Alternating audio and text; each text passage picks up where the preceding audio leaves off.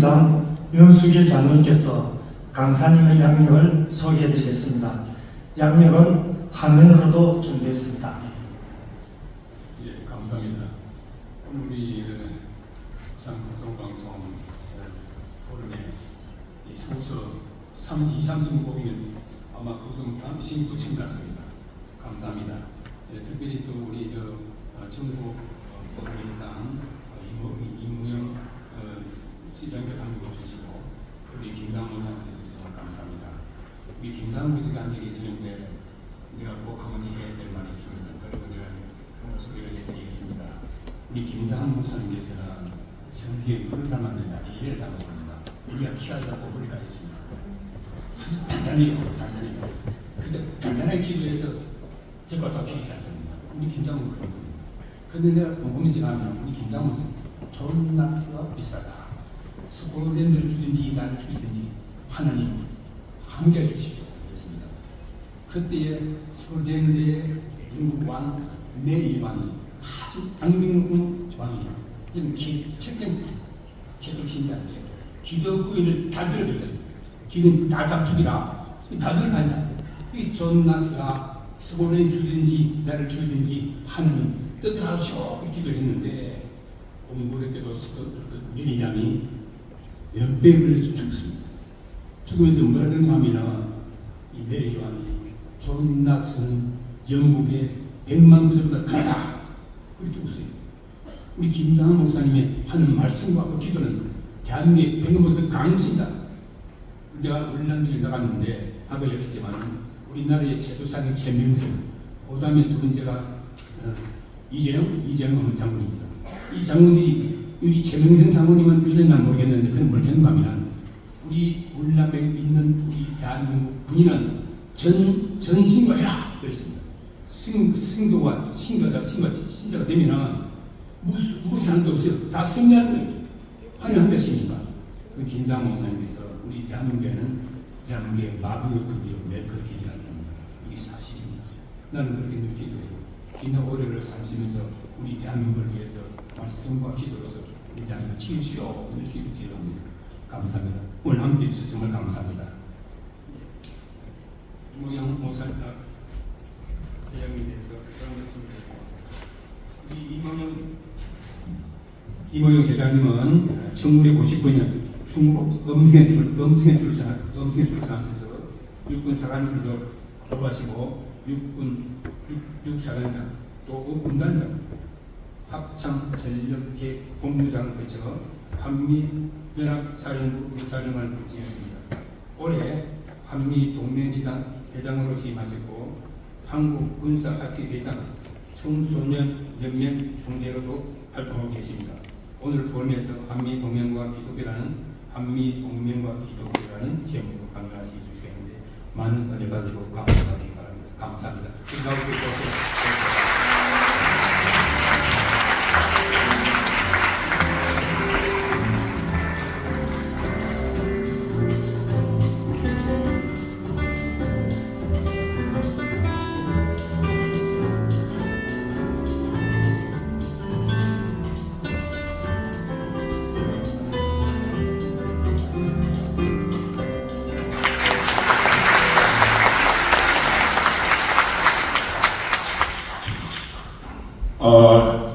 사실 오늘 식전 공연을 보고 그 다음에 애국가와 미국국가 하는 것을 이렇게 들으면서 여기 오신 분들은 제 강연을 듣지 않아도 오늘 오신 값을 다 하셨겠다 그런 생각이 들었습니다.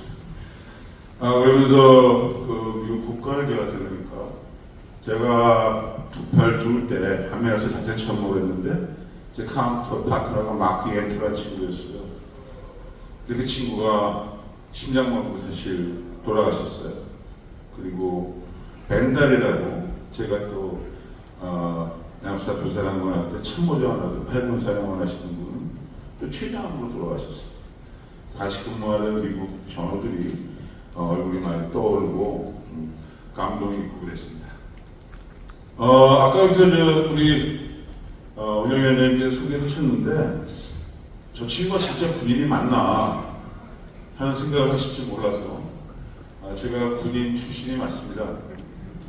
군생활 38년인가 했고 이러한 과정을 겪어서 전역을 했습니다. 그리고 또 이제 한미동맹 재단이라고 하니까 여러분들이 생각하시기에 재단이면 뭐 돈을 걷는 그런 그 일인 것 같은데 한미동맹 재단이 뭐 하는 데냐 이런 생각을 많이 하실 것 같아요. 근데 제가 여기서 굉장히 우리 동맹과 관계가 있기 때문에 조금 말씀을 드려야 되겠습니다.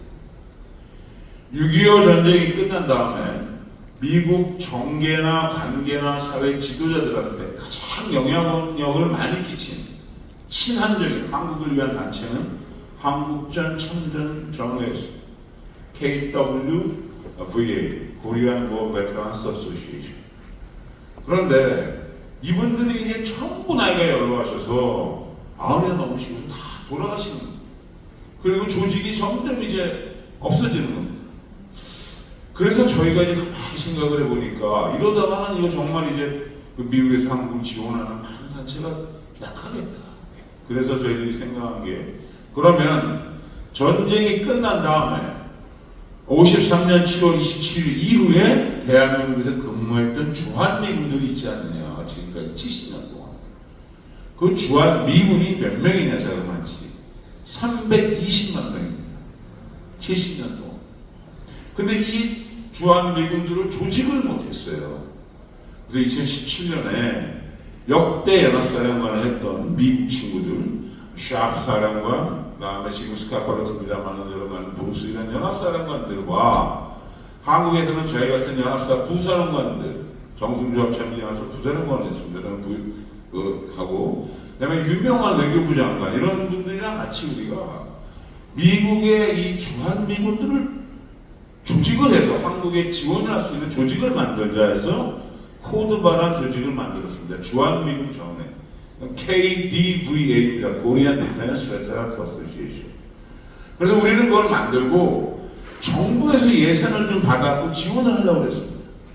근데 우리나라 법이라든가 이런 게 외국 단체한테 지원을 국가 예산으로 못하게 돼 있어요. 그래서 어떻게 할 것인가 해서 한미동맹 재단이라는 걸 저희가 한국 사람끼리 만들어서 여기서 돈을 모아서 미국에 있는 아까 말씀드린 주한미군 전후회 거기를 지원해주는 역할을 하자라고 해서 만든 게 한미동맹 재단입니다. 그래서 미국은 주한미군 전후회 제1대 회장을 연합사령관한테 샤프가 했고요. 제2대 회장을 여러분 잘 아시는 거 흑임 있지 않습니까? 제가 연합사령관한테 카운트할 때는 브루스가 했고 올해부터는 스카파로티라는 연합사령관이 그쪽 회장을 합니다. 그리고 저희는 이사장이 유명한 외교부 장관님이시고 그동안 회장을 정승조 회장님이 유명한 해오시다가 이제 정승조 회장님의 길을 위해서 제가 지난 5월부터 한미동맹 재단의 회장으로 취임을 해서 그 역할을 하고 있는 겁니다. 그래서 2017년부터 지난 5년 동안은 상당히 좀 어려웠습니다. 솔직히 말씀드리면. 그래서 저희들이 도네이션을 주로 많이 하는데 한화, GS그룹, 그 다음에 이건수 회장, 메이센, 동안 일렉트로닉, 그 다음에 뭐 현대도 하고 공인회계사에도 쭉 많은 분들이 도네이션을 했습니다. 그래서 2017년부터는 1년에 한 4, 5억 정도 보냈고요. 이제 저희들이 지금 한 6년 되면서 작년에는 모금해서 그래도 한 10억 정도 보낼 수 있었습니다. 그래서 저희들이 이제 계속 그러한 것들에 대한 것을 해서 그 미군들을 계속 지원할 겁니다. 그래서 지금 미국은 워싱턴에 그 주한미군 전회가 생겼고요. 하와이에 지부가 생겼고 요번에 목사님 다녀오신 다음에 바로 아틀란타에 갔는데 거기서 그 써니박하고 같이 해가지고 아틀란타에 또 지부를 만들었습니다. 자꾸 지부를 만들어서 그 주한미군들이 한국을 굉장히 사랑하거든요. 그 사람들이 대한민국에서 일할 수 있도록 지원하는 재단, 그게 한미동맹 재단입니다. 그래서 이러한 것들에 대해서 좀 말씀을 하나 드리면 작년에 저희 재단이 작년에 그 워싱턴에 있는 워 메모리얼 파크에 한국과 카츄샤 중에 전쟁을 하다가 이렇게 돌아가서 이름을 쓰는 게 있었거든요. 근데 거기에 예산이 좀 부족해서 지원해달라고 했습니다. 그래서 저희가 김장원 목사님한테 부탁을 드렸어요. 김장원 목사님, 저 유명한 장관 세 분이서 육동방에서 모금을 했습니다. 1시간. 딱 1시간 했습니다. 그랬는데 우리 국민님께서 얼마를 호응하셨느냐? 4억 4천. 1시간. 물론 이것은 김정한 목사님의 정말 성한 영향력 때문이라고 생각합니다. 그렇지만은 그럼에도 불구하고 우리 국민들께서 이런 한미 동맹에 대해 많은 생각을 하고 있다 이렇게 생각을 합니다. 그래서 이런 것들에 대한 소개를 좀 마치고요. 두 번째는 여기 계신 목사님, 김정한 목사님을 비롯하여 여기 나이 계셔서 내가 어리신 분들이 많으신데 제가 하나만 더 말씀드리고 싶은 게 있습니다. 미국에서는 Great Generation, 오늘의 미국을 만든 세대가 누구냐, 가장 위대한 세대가 누구냐라고 이야기할 때 1945년대 2차 세계대전을 이끌었던 세대, 그 세대를 Great Generation이라고 합니다. 위대한 세대. 그러면 대한민국을 이끈 위대한 세대는 누구냐? 지금 대한민국이 세계 10위의 국가, 10위 정도의 규모의 나라가 되었고 6위의 군사력 건설했고 군사적 강국이 되는데 한국의 그레이트 제너레이션은 누구냐라고 물었을 때 1960년도에 우리나라의 국민소득이 160여 개의 나라 중에 우리 밑으로 인도 하나 있었어요. 우리 바로 위에 북한. 그 60년대 그 가난에서 6.25 전쟁을 끝내고 월남을 파병하고 중동의 열사에 가고 그러면서 대한민국을 이끌어와서 지금까지 만든 그러한 위대한 세대. 우리 목사님 34년생이고 저희 아버님 33년생이신데요. 저희 아버님의 세대. 그리고 여기 계신 여러분들의 세대. 사실은 대한민국은 그분들한테 굉장한 존경과 그런 리스펙트를 해야 됩니다. 근데 우리는 지금 그분들이 연로하고 힘이 빠지고 경제적으로 좀 그분들이 잘 못 사시는 분들이 계시잖아요. 그런 리스펙트가 너무 없습니다. 저희는 여기 목사님이나 위의 세대는 지금으로 말하면 한 순간쯤에 태어난 겁니다. 아프리카에. 그리고 저희들 자식들쯤은 한 태국쯤 태어난 겁니다. 지금 아이들은 미국이나 영국쯤 태어난 겁니다. 불과 70년 사이에 이렇게 발전합니다. 그래서 여기 계신 모든 어르신들과 지금까지 대한민국을 만든 그런 분들께 우리가 박수를 한번 했으면 좋겠습니다.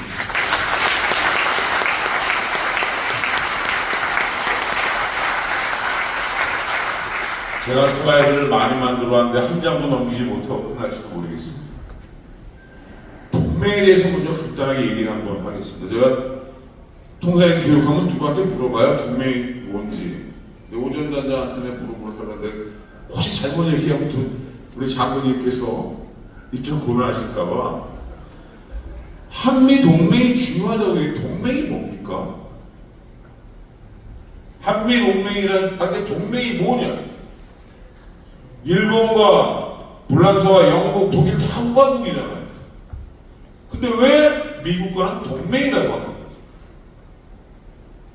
동맹은 그냥 쓰는 말이 아니고 국제 정치적으로 명확하게 개념이 정해져 있는 겁니다.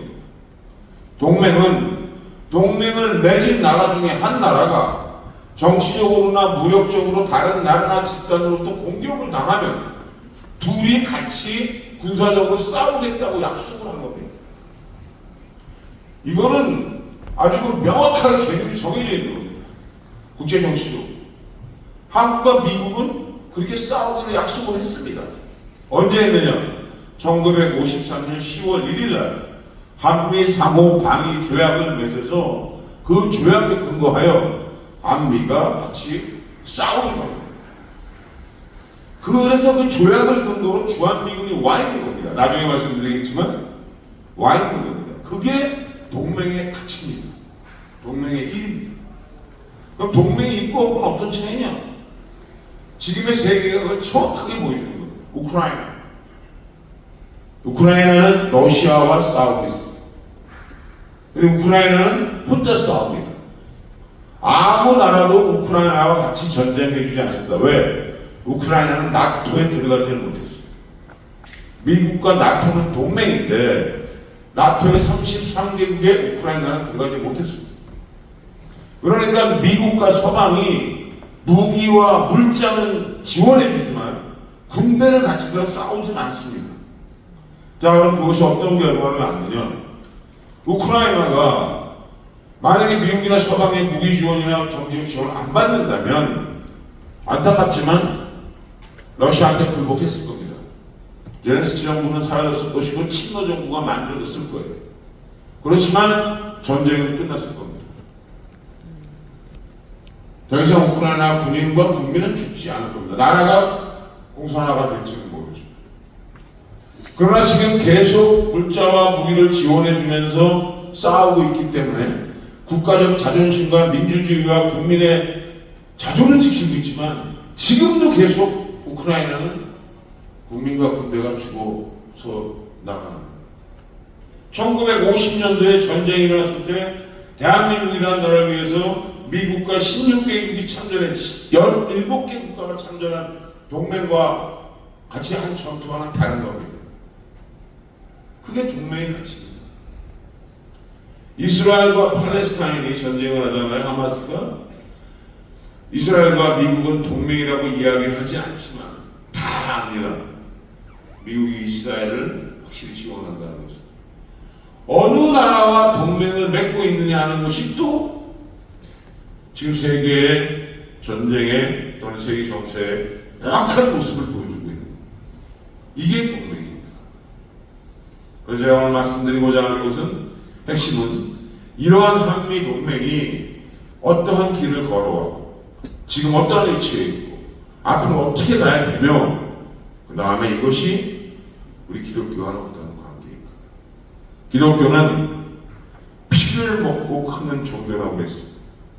나중에 말씀드리겠지만 대한민국의 기독교는 6.25 전쟁이 일어나는 피를 먹고 믿는 자와 믿지 않는 자가 싸워서 그 다음 군을 통해서 지금의 대한민국을 만드는데 결정적으로 기여한 겁니다. 이것은 제가 교인이기 때문이 아니라 역사적으로 증명되는 거예요. 그 얘기를 제가 오늘 조금 하려고 합니다. 한국과 미국은 참 역사적으로도 정말 희한할 만큼 조선이라는 나라가 제일 먼저 외국이라고 하는 나라와 수교를 한 게 조미 소통상조약입니다. 이건 조선이 어려운 미국이 도와주기로 약속한 겁니다. 그런데 여기서 꼭 기억하셔야 될 것이 1882년에 조약을 맺고 1905년에 을사조약을 맺고 1910년에 조선이 넘어갈 때까지 미국은 한 번도 조선을 도와주지 않았습니다. 오히려 1905년에 카스트라 테프트 조약을 맺어서 일본이 조선을 지배하고 미국은 필리핀을 지배하는 것으로 서로 양해했습니다. 1943년 태평양 전쟁이 벌어질 때까지 36년 이상 독립운동을 그렇게 많이 하고 있지만 미국은 한국 편에, 조선 편에 서지 않았어요. 항상 일본 편에 섰습니다. 우리가 기억해야 됩니다. 이것을. 44년에 인도태평양 전쟁이 터지자 그때까지 미국에서 전전긍긍의 독립운동을 하던 이승만 박사가 이 사이드 재팬이라고 재팬의 속셈이라는 책을 그 전에 내가지고 계속 일본이 미국을 공격한다고 얘기했을 때 미국 사람들이 코방귀도 안 끼다가 진주만 기습 공격이 있은 다음에 이승만 대통령을 다시 보기 시작한 겁니다. 이승만 박사. 그러면서 그때부터 한국이 아니죠. 그때는 조선에 관심을 갖기 시작했습니다. 그러면서 대한민국의 건국에 깊게 관여하게 됐는데 여기서 하나 꼭 말씀드리고 싶은 게 있어요. 어떤 사람들이 미군이 38선을 그어서 분단이 된다 라고 말할 때 그게 아니다라고 명확하게 얘기할 수 있어야 되는데 사실 잘 모르잖아요. 그죠? 미국이 38선을 그었냐? 컸습니다. 미국이 제안한 거예요. 그런데 여기서 꼭 기억하셔야 될 게 있어요. 2차 세계대전은 1945년 5월에 독일이 항복을 하면서 유럽에 대해 전쟁은 끝났습니다. 이제 남은 거는 일본과 미국의 태평양 전쟁만 남았습니다. 그런데 미국과 일본이 싸우는데 일본이 가장 걱정했던 거는 그 당시에 관동에 있는 만주에 있는 백만전대 관동군이었어요. 이것이 만주에서 일본 본토로 온다든가 이렇게 해서 미국에 참전하면 굉장히 어려워지니까 계속 소련한테 일본에 태평양 참전을 해달라고 요청을 했습니다. 근데 소련은 5월에 유럽의 전쟁이 끝난 다음에 아직 자기네들은 한만이 전사를 해서 시체도 못 쳤다, 도와줄 여력이 없다, 다 안 도와줬어요. 그런데 이 미국이 일본이랑 전투를 하면서 태평양연에서 어떤 걸 겪었냐면 유황도라는 한 개의 섬이 있었어요. 일본이 점령하는 그 섬을 빼앗기 위해서 미국이 공격을 했는데 적이 엄청난 거예요. 그래서 섬 하나를 뺐는데 미국이 약 2만여 명이 사상자 죽고 다쳤습니다. 그리고 올라가 보니까 일본 군이 전부 다 자결하고 동굴에 가보니까 일본군 가족들이 자기 아들, 애기까지 다 죽고 싹 찍어버려요. 미국은 엄청난 충격을 받았습니다. 그 다음에 오키나와 본토 이런 섬들 가면서 그런 현상들이 계속 생기니까 미국은 이런 생각을 하는 거예요. 도대체 섬 하나를 빼앗는데 이 정도 인생을 보는데 일본 본토를 점령하려면 몇 명이 죽어야 되는 것이냐? 일본은 1억 인구가 옥시하겠다고 그러고 있었어요. 그러니까 미국은 더 이상 이러한 희생을 치르면서 전쟁을 할 수가 없었습니다. 그래서 1940년 8월 6일 날 히로시마에 원자폭탄을 투하한 겁니다. 이건 여담으로 원자폭탄의 위력이 어느 정도냐? 거기에 떨어진 게 20킬로톤. 지금 북한은 뭐 몇백 킬로톤을 했다고 그러는데 20킬로톤이 떨어졌는데 그때 히로시마의 인구가 약 50만이었는데 그 떨어진 열과 폭풍과 이걸로 죽은 게 대략 10만. 근데 한 달 이내 방사능 낙진 이런 것들에 해서 죽은 게 20만. 대략 25만. 20킬로톤이 떨어졌을 때. 왜 그러냐면 이거는 실험한 게 그거밖에 없잖아요. 그죠? 그 정도의 위력을 갖고 있는 게 원자폭탄입니다. 네, 여하튼 그리고 8월 8일 나가사키 한 번 더 떨어뜨렸는데 8월 6일 날 히로시마 전탄 딱 떨어뜨리니까 소련이 8월 7일 날 선전포고를 딱 하고 전쟁에 참여했어요. 8월 7일 날. 그리고 극동 브라디보스토크부터 만주로 내려오기 시작한 겁니다. 일본군 그거 한다고. 근데 8월 15일 날 일본은 항복해버렸어. 소련은 한 번도 일본군과 전쟁하지 않고 전쟁에 참여해서 계속 만주를 거쳐서 북한으로 내려왔습니다. 여기 8월 13일 날 청진에 15만 명이 내려왔어요.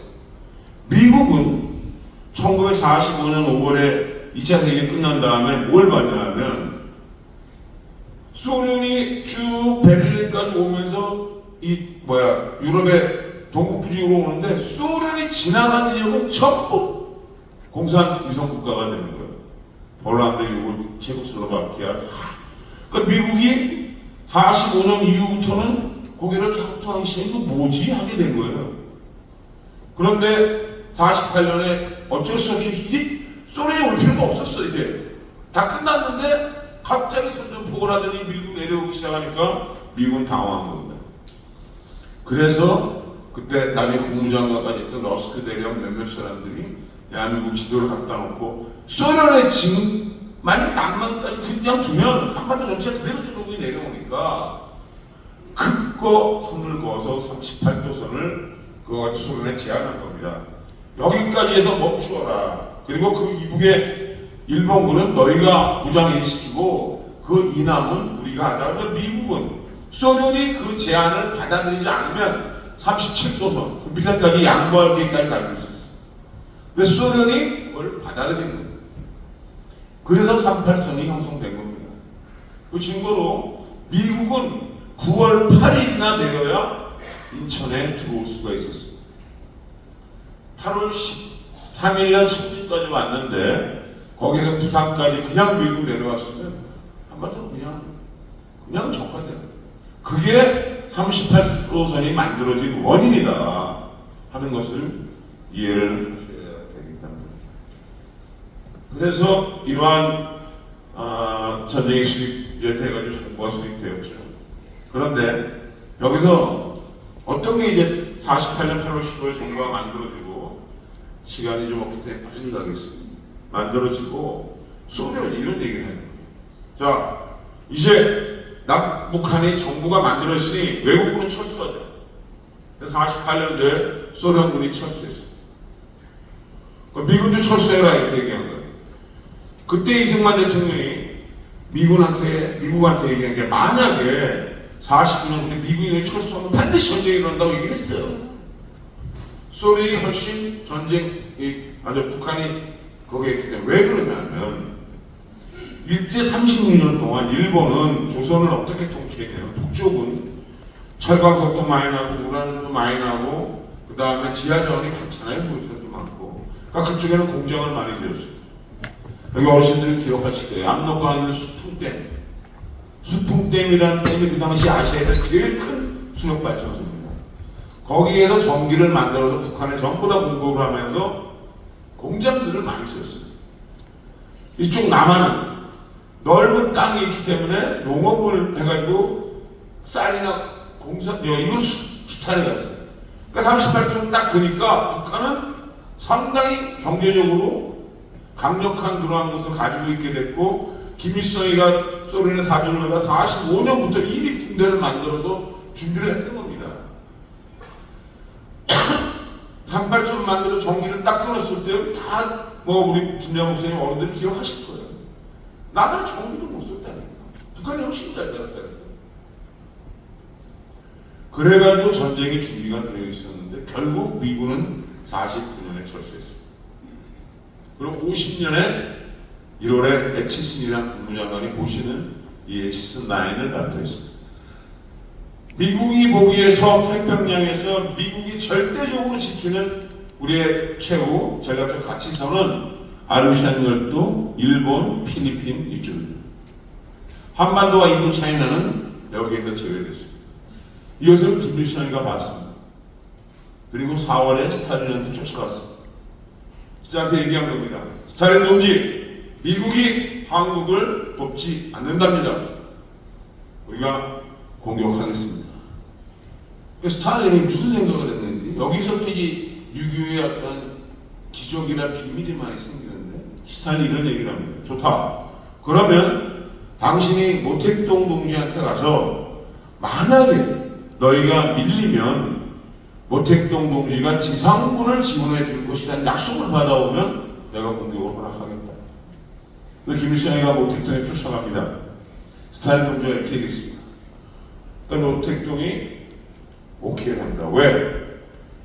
모택동이 중국의 48년도에 중화인민공화국을 만들 때 대장정을 하고 장개들한테 쫓겨갈 때 김일성이가 많이 도와줬어요. 무기도 많이 주고 그때 북한이 잘 살았다니까요. 따발총도 만들어주고 모택동에는 김일성이한테 진빚이 있었어요. 오케이 됐습니다. 그래서 6월 25일 날 대한민국에서 전쟁이 시작된 겁니다. 자, 이제 미국과 우리의 전쟁에 대한 몇 가지 얘기를 하는데 여기에 이제 또 우리 기적이 있어요. 6월 25일 날 전쟁이 시작되었을 때 트루만 대통령은 주말이었기 때문에 자기 고향에 가 있었습니다. 고향에서 에치슨 장관한테 북한이 공격을 전면전을 남겼다는 보고를 받았어요. 그리고 거기에서 바로 올라와요. 오면서 LSDC를 시작하려고 얘기를 하고 6월 27일 날 안보리 결의 83호를 해가지고 북한의 공격을 막아야 된다고 회원들한테 얘기를 하고 84호에서 바로 통합군사령부를 만들겠다는 안보리 안을 만듭니다. 그리고 미군 중심으로 처음으로 유엔군이 만들어지는 거예요.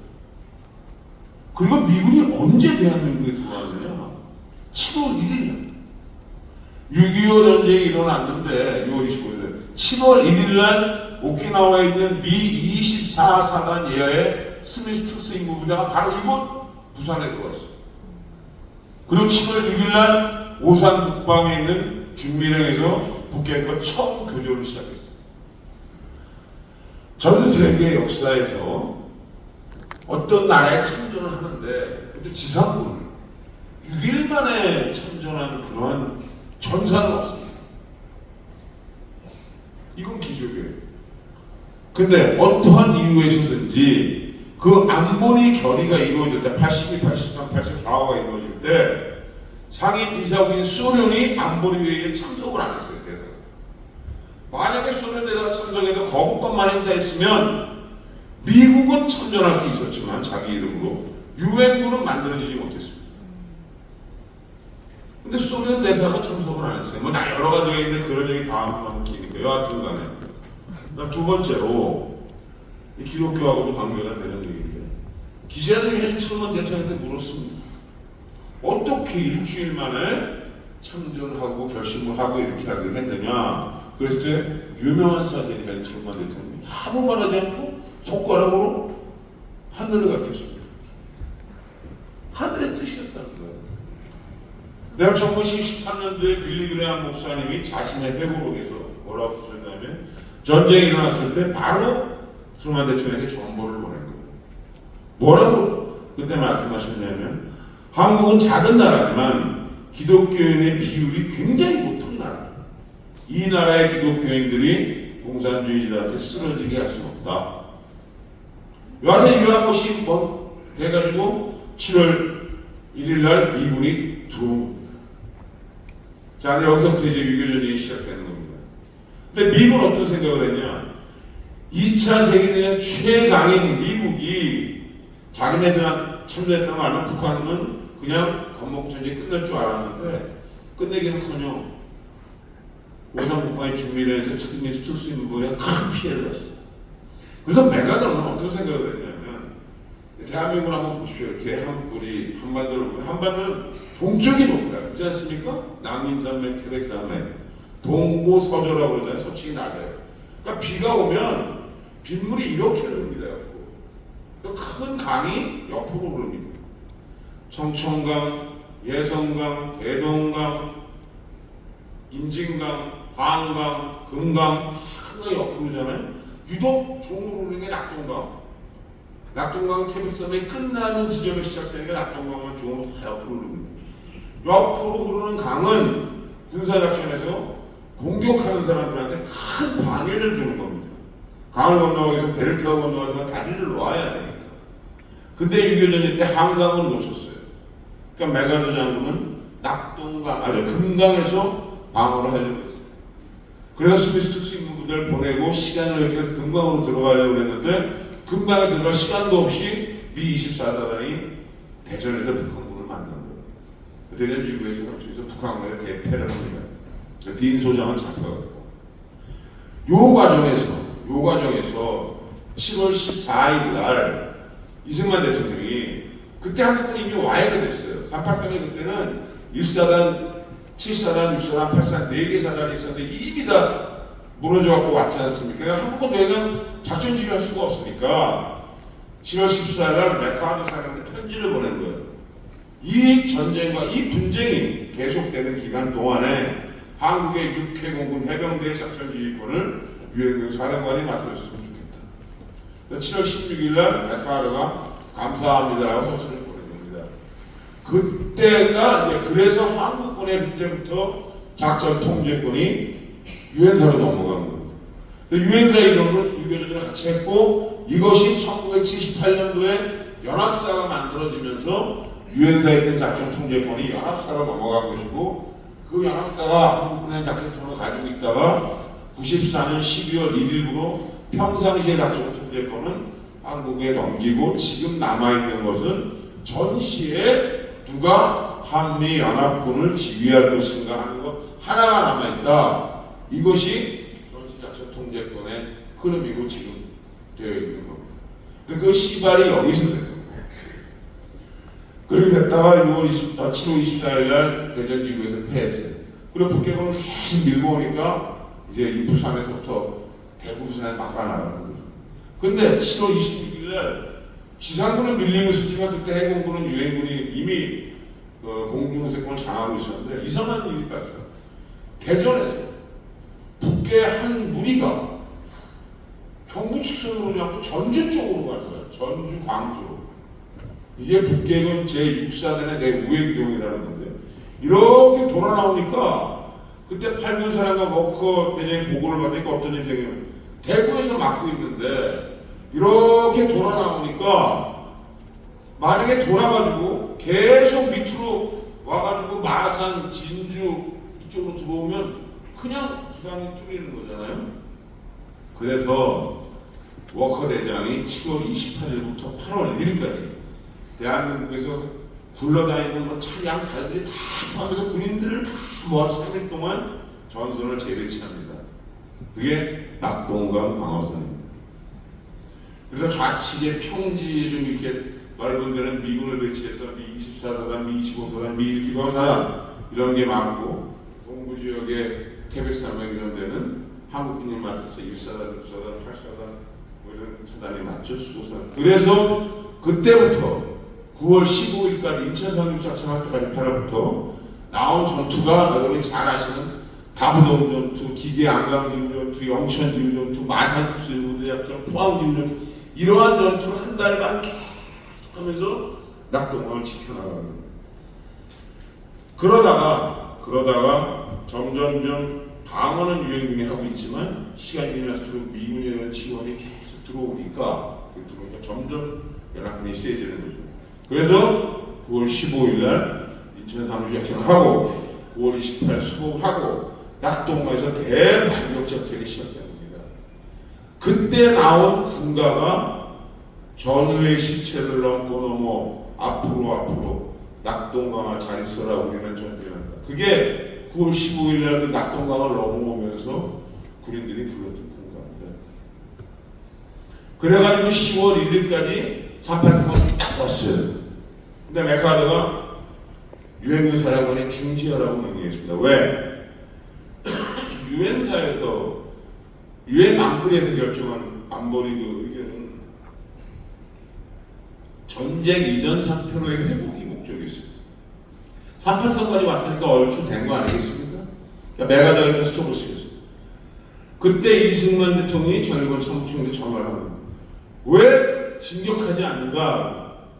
메카드가 못 가게 합니다. 이승만 대통령이 귀가는 내 부하냐 메카드 부하냐 각하의 부하입니다. 한국군은 전제한다. 한국군은 전제한다. 그래서 10월 1일 날 강원도 양양에서 3사단 23년대가 한국군 독단적으로 38선을 넘어서 북진을 시작한 겁니다. 그들을 따라서 한국군이 전부 다 북진을 시작했습니다. 그래서 메카드는 더 이상 어떻게 할 수 없어 10월 3일부터 유엔군도 북진을 시작한 겁니다. 그래서 10월 1일을 우리가 국군의 날로 기념하고 있습니다.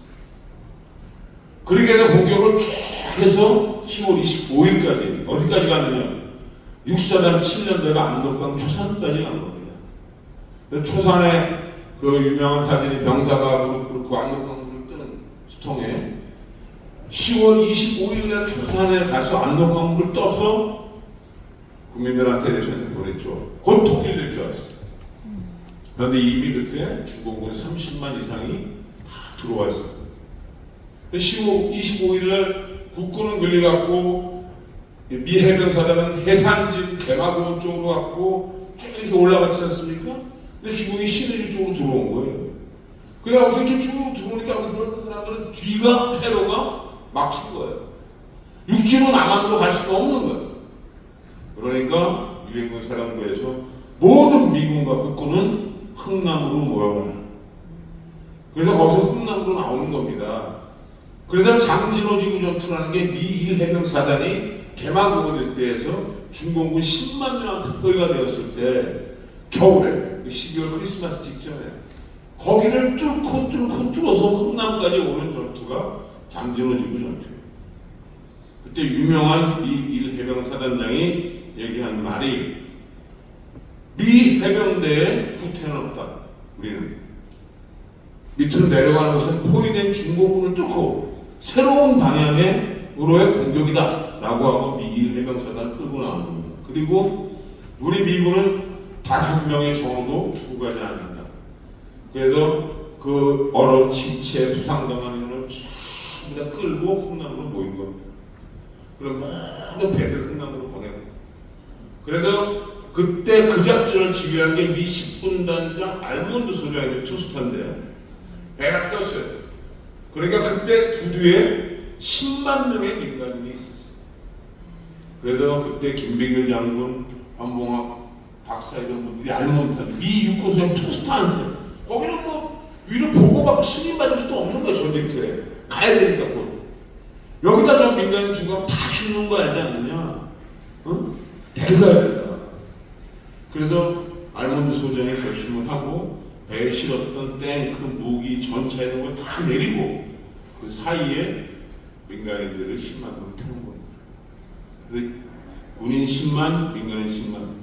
그 20만이 크리스마스, 딱 그 기간이에요. 크리스마스 기간. 하나님의 축복이지만 20만이 거기서부터 거제도로 내려온 작전. 이게 흥남 철수 작전입니다.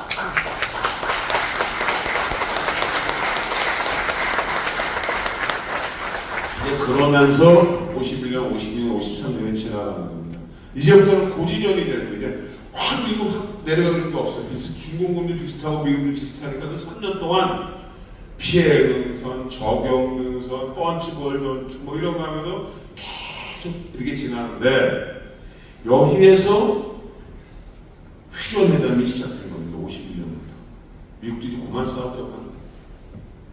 그러면 이게 3년 동안 그런데 가장 큰 문제는 뭐였느냐? 포로 문제였습니다. 포로. 이 유엔군은 포로를 많이 북한군 포로를 데리고 있었어요. 그런데 공산권은 저희 포로가 별로 없었어요. 그런데 공산권이 주장하는 건 뭐냐면 1대1 전체교대예요. 전체교대. 우리 학교 포로 다 주고 자기네 포로 다 달라는 거예요. 우리 그냥 5만 명 정도의 포로가 있어요. 그런데 여기서 이 5만 명 중에 2만 5천 명 반 이상은 반공포로. 무슨 말이냐면 북한과 중국에 끌려 나왔다는 거예요. 나는 오고 싶지 않았는데 다시 공산 치하로 돌아가고 싶지 않다는 겁니다. 이게 반공포로예요. 그러니까 유엔군 입장은 다 보낼 수 없다. 포로들의 자유의지에 맞춰서 안 가겠다는 안 보내겠다면 공산권은 안 된다. 무조건 다 보내자. 이게 이제 마지막까지 조율이 안 되는 거예요. 근데 아이젠하워가 대통령이 되면서 공약으로 한국전쟁 종료를 이렇게 뜻을 했습니다. 그래서 여기에서 뭐를 했느냐? 마지막으로 이 포로들을 제3국으로 보내서 대만입니다. 대만으로 보내서 이 양쪽의 진영에 가서 어디 갈 것이냐 물어봐도 자유의지에 맞게 하자고 그랬어요. 이승만 대통령이 그것도 안 된다는 거예요. 왜? 그렇게 하면 북한에 대해서 자기 형제들 막 데리고 와가지고 뭐 누군 죽인다 막 이렇게 얘기하면 다 이 사람들 마음대로 안 된다는 거예요. 반대라는 거예요. 그러나 미국은 이제 그렇게 해서 사인을 공산권하고 하려고 하는 겁니다. 그러니까 이승만 대통령이 뭘 했느냐? 반공포로를 석방해 버리는 거예요. 기억하시죠? 반공포로. 여기요, 바로 여기. 이 부산 거제도에 포로 수용소가 있었는데 한국군에 다만 한 나라 연락해서 미국 한국군 헌병이 같이 근무소 있다가 한국군이 갑자기 미국 헌병을 다 묶어놓고 포로 수용소 문을 열고 반공포로는 다 나가라. 2만 5천 명 이상의 반공포로가 거제도와 부산으로 다 튀어나왔고 그걸 부산 시민들하고 받아주는 거예요. 이게 반공포로 석방 사건이 엄청난 사건이에요.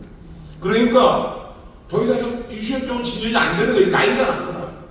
그러니까 미국이 브랜드 오퍼레이션 이대로 가는 전쟁이 못 끝난다. 이승만을 제거하자.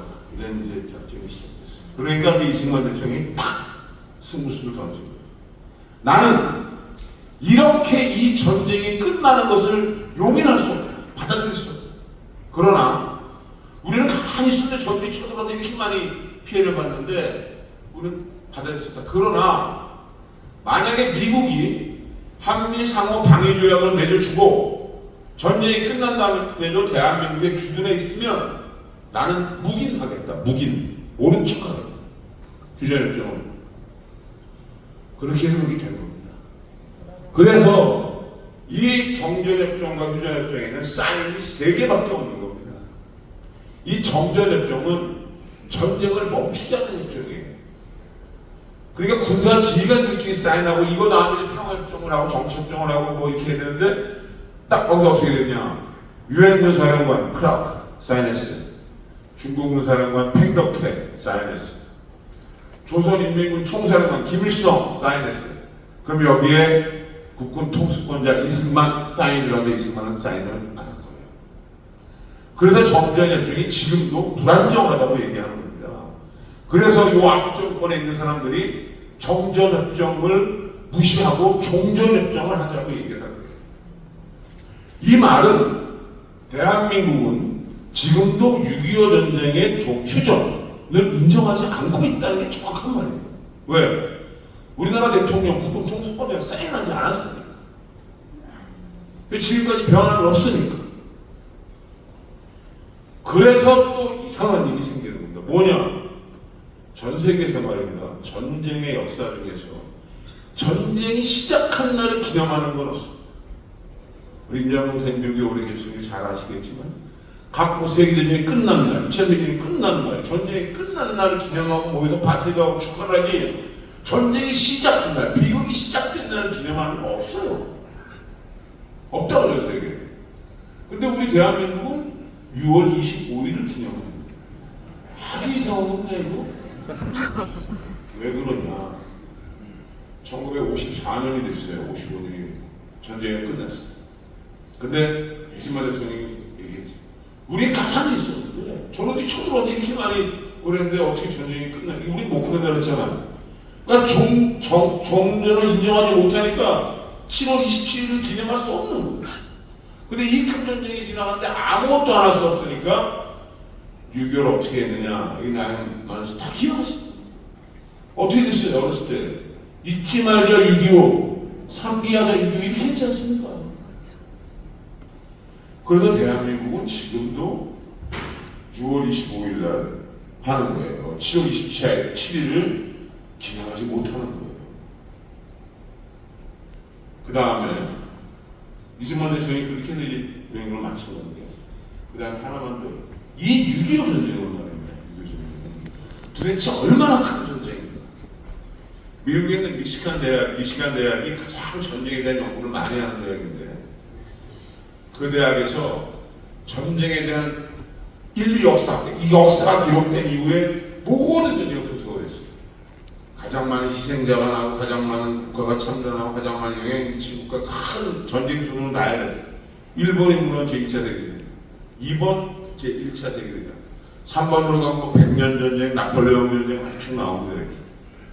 그 중에 한국 전쟁은 7번째 전쟁입니다. 7번째 전쟁. 이 전쟁을 통해서 남한과 북한의 군인을 포함한 죽은 숫자가 남한 130만, 북한 170만, 대략 300만이 넘어가는 인원이 죽거나 다쳤어요. 참전한 나라이 6.25 전쟁이 2개 나라가 한 게 아니에요. 참전한 나라 20개국. 20개국이 참전한 국제전쟁입니다, 이게. 응? 세계 역사 7번째로 큰 전쟁이에요. 그게 불과 70년 전에 우리 나중에 말씀드린 진정한 목사님 그 전쟁 때문에 미국 가셨잖아요. 응? 그런 역사를 갖고 있는 전쟁인데 안 가르쳐. 후대에 가르치질 않는. 이게 말이 되는 겁니까?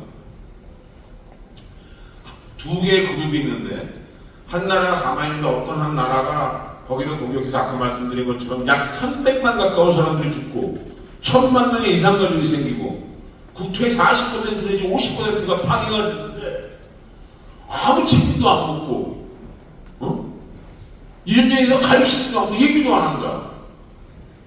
여러분들도 후손들한테 안 가르치셨어요.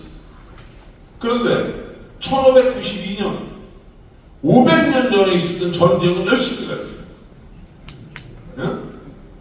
외적자 이름도 다 알아. 갓도기요 마사 고니시 임진왜란은 도대체 세계 전쟁의 그룹으로 보면 몇 번째 전쟁이겠습니까? 이거는 이상한 겁니다. 정상이 아니고 이렇게 하다가 이제 내일 아침까지 해야 되기 때문에 좀 빨리 지나가겠습니다. 자, 그래서 한미동맹은 이렇게 맺어졌는데 여기서 하나만 보십시오. 한미 상호 방위 조약은 사실 바로 들어오는 자동으로 전쟁이랑 조약만 즉각 들어오는 게 아니에요. 협의하고 합의한 다음에 우리 공격을 받으면 각국의 헌법에 따라 행동한다는 거. 그 다음에 일국이 이 중요한 겁니다. 한 나라가 다른 나라한테 파기를 선언하면 1년 후에 자동 타결. 한미상황. 그래서 우리가 계속 양국이 적절한 조치나 협의한다는 게 아니라 즉각 들어온다고 해라. 지체 없이 온다고 해라. 양국이 합의에서 종료가 된다고 이게 바꿔가는 얘기 아직 안 바꿨어요. 그러니까 한미상황 방위 조약만 있으면 미국은 우리한테 들어올 때 의회 승인을 받고 들어와야 돼. 여기서 이승만 대통령의 무서운 그 해안이 나옵니다. 그런데 이거를 근거로 주한 미군이 대한민국에 주둔해 있잖아요. 그럼 주한 미군이 있으면 미국은 전 세계 어디에서나 미군이 공격을 받으면 자동으로 전쟁에 개입합니다. 그리고 90일 이내에 의회의 승인을 받습니다. 28,500명 대한민국에 있는 미군이 미국의 참전을 자동으로 보장해 줍니다. 그리고 그것을 하나 한미연합사를 만들어서 가지고 있는 이것 때문에 자동으로 전쟁에 개입하게 되는 겁니다. 이번에 한국 동맹에서 컨퍼런스를 하면서 이승만 대통령이 한미상호 방위조약을 맺기 위해서 미국의 대통령들과 편지 주고받고 한 걸 쭉 기록물 대통령 기록물에 있는 걸 보여줬어요. 마지막에 이승만 대통령이 이렇게 얘기했어요. 조약을 맺은 다음 이 조약으로 인하여 내 후대는 누대에 걸쳐 엄청난 혜택을 볼 것이다. 그러면 지금까지 한미동맹 맺어진 걸 얘기했죠. 이 한미동맹의 핵심과 근거는 무엇이냐? 시간이 많이 없기 때문에 바로 말씀드릴게요. 한미동맹이 그럼 지금 어떤 것이 중요한 거 왜 그러냐? 한미동맹을 근거로 우리는 연합사라는 걸 가지고 있습니다. 한국과 미국만의 사령부를 가지고 있습니다. 이것은 전 세계에 딱 하나밖에 없습니다. 나토도 가지고 있어요. 근데 스카파로티라는데 우리 지금 카운터 파트너 나토 그 사람이 나토 사령을 하시지 않습니까? 목사님? 나토는 33개국이에요. 같이 전쟁하기가 그렇게 만만하지가 않아요. 뜻이 거긴 또 영국, 불란서, 독일 뭐 이런 나라들이 굉장히 강력한 것처럼 보이지만 그 속이 그렇게 강하지 못해요. 근데 이건 두 나라만 해요. 1978년 11월 6일 날 한미연합사를 어떻게 만들었느냐? 한국과 미국이 동수로 근무하면 똑같은 숫자예요. 한 직책에. 그러니까 사령관은 미군이잖아요. 그럼 부사령관은 내가 부사령관 한국 퍼스트하잖아요. 똑같은 퍼스트하잖아요, 그죠? 작전 참모가 미군이면 작전 참모 똑같은 투스타 같이 있구만. 군수 참모부장은 한국군 투스타고 그 차장은 미군 버스에 같은 직책에 둘씩 근무해요. 사이드 바이 사이드로. 모든 의사결정을 같이 하고. 그 다음에 지금 전쟁이 일어나면 전쟁이 일어나면 어떻게 돼요? 육군본부, 해군본부, 공군본부 합참은 없어지는 게 아니라 전쟁을 하는 기구가 아니에요. 실전이 어디서는 연합사에 가는데 연합사 밑에는 어떻게 되는 거냐면 지상구성군사령부, 해군구성군사령부, 공군구성군사령부라는 게 만들어져요. 데프런스 있게. 그럼 이 지상구성군사령부는 무엇이냐? 한국에 있는 모든 옛날에 일산군, 전방에 있는 일산군, 야전군이 있잖아요. 이주 후방에 있는 군들 말고 이거와 대한민국에 들어오는 모든 미군과 영국군 포함한 유엔군을 다 지상군 합쳐서 한국군 포스타가 지휘합니다. 그게 옛날에는 연합사 특사령관이었던 제가 연합사 특사령관 반경 지상구성군 사령관이었어요. 지금은 용인에 있는 한국군 지작사령관이 그걸 합니다. 빨리 끝내라고 그랬어. 그런 다음에 해군은 어떻게 되느냐면 한국 해군이 요코스카에 있는 미치간대가 미국이 5개 해군대가 있는 전 세계에 이 서태평양 동경 130도 서쪽을 담당하는 함대인데 가장 강력한 함대 중에 하나입니다. 한국 해군을 데리고 이 7함대 사령관이 유엔군 사령관 밑으로 들어와서 해군 구성군 사령관이 되는 겁니다. 공군은 오산에 있는 7공군 사령관이 오산과 가자나이 극도에 있는 모든 미국 공군과 한국 공군을 데리고 공군 구성군 봉사하는 거니까 두고. 그러니까 한국과 전쟁을 하기를 원하는 어떠한 나라는 자동적으로 이 연합군과 싸우도록 돼요. 이게 70년 동안 대한민국 전쟁이 일어나지 않도록 한 힘입니다. 이 군사력은 중국과 대응해도 지지 않습니다. 이것이 대한민국을 지키고 이게 한미동맹의 핵심입니다. 군사력. 그래서 한미동맹은 일본이 지난 70년 동안 뭐 국지적인 포즈를 쏘고 뭐 이러는 건 있었지만 한반도에서 전쟁이 일어나지 않도록 하였다. 앞으로도 이게 계속 유지되면 전쟁이 일어날 확률은 적다. 그러니까 북한은 핵과 미사일을 만드는 거예요. 두 번째로 아까 우리 박 시장님 말씀하시던데 대한민국은 경제적 발전을 이뤘죠. 그죠? 어떻게 했습니까? 돈이 없으니까 차관을 빌려갔잖아요. 박정희성이 차관을 못 빌려오니까 독일에 광고하고 간호사 보낸 다음에 그 월급으로 담보로 돈 빌려왔지 않습니까? 돈을 빌려가야지 더 발전한 거예요, 대한민국이. 그러면 외국이 대한민국한테 돈을 빌려줄 때 지금도 그렇습니다. 가장 크게 버는 거면 안 버렸을 거예요. 사업하시는 분들 다 아시겠지만 안 버렸을 거예요. 돈 투자했다 전쟁이 일어나면 어떡합니까? 그런데 외국이 돈을 투자했어요, 지금까지 한국에. 왜?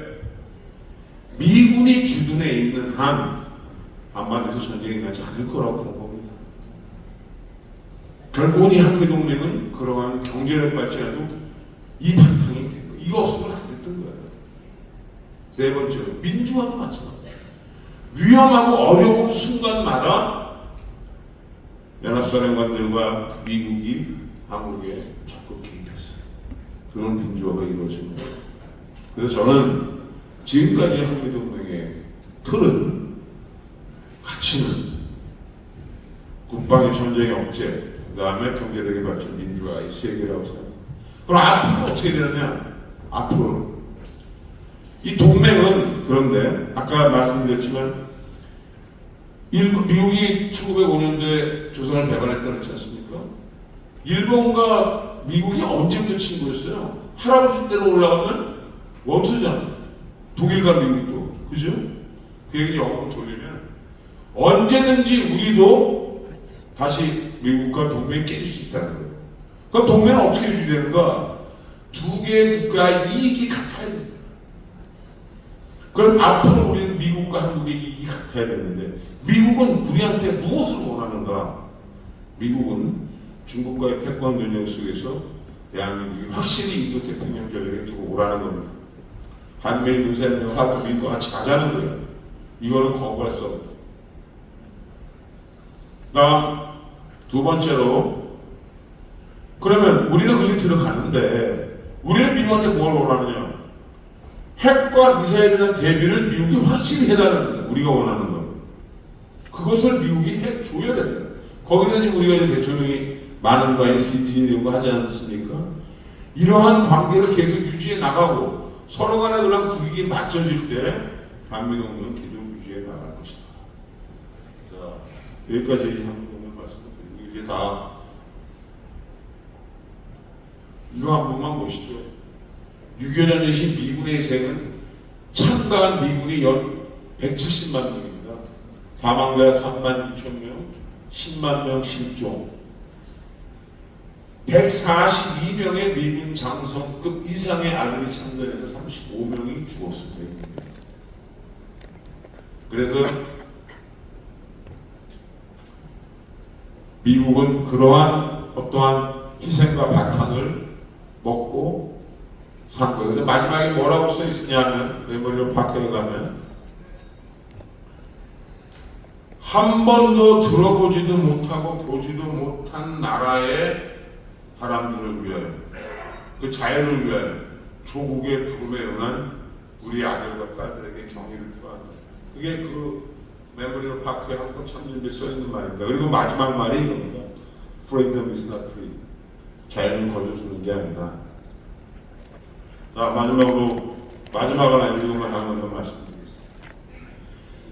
그럼 이 기독교와의 6.25 전쟁은 무엇이냐? 제가 조금 시간이 한 5분 더 해도 되겠습니까? 끝내야 돼요? 끝낼까요, 여기서? 아니요. 조금만 더 하겠습니다. 네. 자꾸 이렇게 앉아 계시니까 빨리 끝내려고. 1948년도에 5월에 우리가 이제 나라를 만들기 위해서 재정의회를 만들었습니다. 재헌회에. 나라를 아직 만들지 않았잖아요. 거기에 이제 제일 먼저 이승만 대통령이 나이가 많으시니까 의장이 됐는데, 거기서 제1번 처음으로 한 게 뭐냐? 목사님의 기도입니다. 이승만 대통령이 이렇게 얘기했어요. 이제 우리가 나라를 만들기 위하여 오늘 재헌국회에 모였는데, 하나님의 영광과 뜻에 의해서 오늘 여기에 모였다. 우리가 하나님께 감사의 기도를 드리지 않고 의회를 시작할 수 없다. 이윤영 의원이 그때 재헌국회 의원인데 목사님입니다. 이윤영 의원이 나와서 기도해 주시기 바랍니다. 기도를 했어요. 그래서 국회 속기록의 제1호가 대한민국을 위한 기도문입니다. 이게 사실이에요. 그 다음에 우리 대한민국의 기독교는 피를 먹고 큰 겁니다. 6.25 전쟁이 일어나기 직전에 우리 대한민국의 기독교가 지금 한 1100만이랍니다. 인구의 20% 우리가 1등이래요.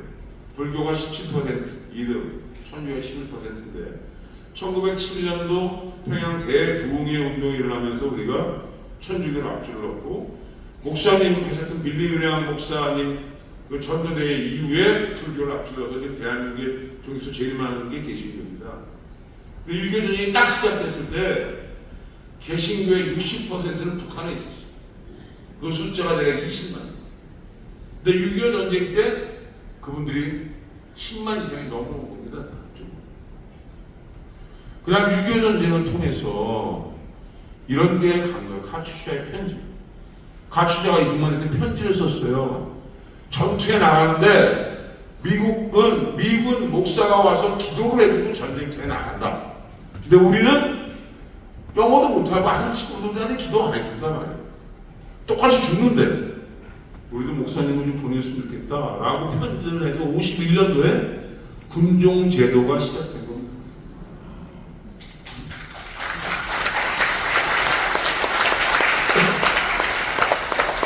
그 다음에 전쟁이 끝났을 때 여기 우리 ROC 15기시라고 했는데, 저희가 군대 생활할 때는 매일 신앙에 전력해서 매주 종교 활동을 해야 됐었어요. 모든 병사들이 기독교, 불교, 천주교 그냥 하나를 가야겠다고 강제적으로. 그때 전부 그냥 교회 가는 건 줄 알았어요. 95% 이상이 전부 교회 갔어요.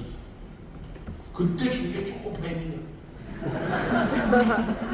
그 초코파이가 지금까지 오던데, 그 초코파이 하나 먹으려고 병사들이 간 건데, 3년 근무하면서 1년이 52주인데 3년이면 150주를 그 자지. 90분은 자요. 자지만 거기서 하나님 말씀 들은 거야. 교회가 친숙한 거야. 그리고 저녁에 나가가지고 사회 돌아다니다가 인생을 살다가 공고한 시기가 되면 교회라는 게 있었지 참. 그게 교회 간 거라고 저는 생각해요. 그 다음에 기독교는 메포트 장군이 이 육군의 장군들을 엄청 많이 국군 장군들 미국에 유학을 보냈습니다. 근데 미국에 유학하고 와서 OCU라고 12명의 육해공군 장교들이 모여서 기독장교 협의회를 만들었어요. OCU. 여기에서 시작돼서 간부들부터 기독교를 펴기 시작해서 기독교가 왕성하게 개신교와 같이 켜왔어요. 대한민국이 도대체 1950년 이후에 뭐가 달라졌어요? 저는 달라진 게 국민의 20% 30%가 개신교 교회 믿는다는 거 입에 달라진 게 없다고 생각합니다.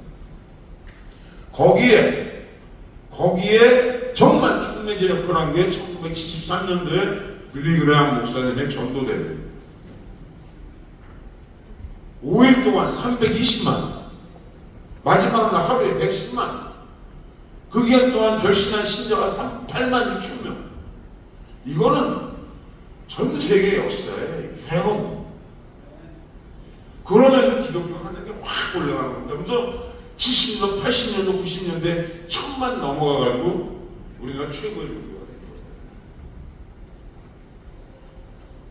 그때 목사님 통역하는 거 우리 최선영 봤어? 봤지? 전율이만 알아. 그런 과정을 겪어서 이리 온 겁니다. 그래서 저는 대한민국의 발전은 기독교의 발전과 같이 왔고, 그 기독교는 전쟁의 피를 먹었고, 그리고 기독교의 발전이 대한민국의 발전을 이루었다. 그런 이렇게 생각합니다.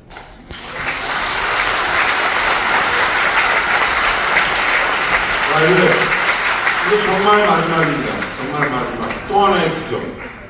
사실 목사님이 안 오셔야 돼요. 김재환 목사님이 안 오셔야 내가 이 말을 하기가 좀 좋은데, 목사님이 계셔가지고 목사님한테 이 말씀드리는 건데, 저는 김재환 목사님은 내 이 시간을 보면서 이게 기적이구나 이렇게 생각합니다. 우리 한번 생각해 봅시다. 1950년, 그러니까 목사님 34년에 화성에서 태어나셨대요. 버드네, 거기 버드네라 동네가 정말 처음이던데 사람 일러주는 막내로 태어나셨어요. 유교에 일어나서 너무 초원이니까 피난도 안 하시고 동네 미군 부대가 들어오고, 이게 목사님 말씀하신 거 듣고 제가 이게 보면서 생각을 해보는 거예요. 자, 미군이 들어왔어요. 놀러 간 거야. 뭔가 해보려고. 근데 보고 있는데 어떤 분이 와서 야, 여기 좀 치워라 그랬는데 다른 사람 치워라 그냥 치우고 가는데, 아마 우리 목사님은 시키지 않으신 것까지 다 하셨나 깨끗. 그러니까 너무 이 친구가 좋으면 또 와요. 자, 한 번도 보지 못한 중학교 어린 소년이 하우스보이가 됐어요. 근데 어떤 미군이 이 사람을 미국으로 데려갔다는 거예요. 이게 말이 됩니까? 한 번도 보지도 않았는데. 근데 이 상사는 귀국을 6번을 연기를 하면서 이 소년을 데려가려고 그래요. 제가 미군이랑 같이 많이 근무해봤지만 전쟁터에 나와 있는 미군이 자기가 귀국하는 걸 6번을 연기하면서 하우스보이 같은 소년 하나 미국 데려가려고 한다. 이해가 안 돼요. 난 그래서 이분이 엄청난 기독교인이었어요. 근데 이분은 기독교인도 아니더라고. 어? 아주 촌사람이에요. 그리고 평생을 저런다고 선생님으로 들었어요. 누가 침례줬는지 아십니까? 김정한 목사님이 나중에 요르단강에서 침례주셨다면서요. 아니 이제 이 칼파워는 뭐냐 이거 정체가. 어떻게 6번씩 그럴 수가 있느냐. 요한테도 갔어요. 가셔가지고 공부를 했어요. 지금. 근데 또 외로워가지고 향수병에 걸렸다는 거 아니에요? 그 옆에 사람이 와서 친구가 이 성경책 주면서 했다는 거 아닙니까? 정치가 되려고 하셨다가. 그다음에 또 하나 이상한 게 왜 웅변을 하시냐고. 아니 그 미국 간 지 2년밖에 안 된 하나도 영어를 못하는 사람을 웅변을 하도록 만들었다. 그래서 사우스캐롤라이나에서 전체 1등을 했다. 민주주의에 대해라는 제목을 가지고. 이게 이해가 됩니까? 난 이해가 안 돼요. 갑자기 이걸 하게 됩니다. 나 58년대 때 결혼하셨어요. 그것도 미국 사람하고. 그 59년도에 이제 목사 안수를 따셨어요. 신학대학을 올 A를 받으셨다는. 그러면 한국 사정을 모릅니까? 전쟁을 다 겪었고 이제 여러분 같으면 한국에 오시겠어요? 난 이렇게 이상. 59년도에 거기 미국의 천은 미국이고 처가가 미국에 있고 미국이 얼마나 좋은지 다 아는데, 한국에 가면 어떻게 사는지 다 아는데 거기를 미국 택시를 끌고 왔다. 이것도 난 이해가 안 돼.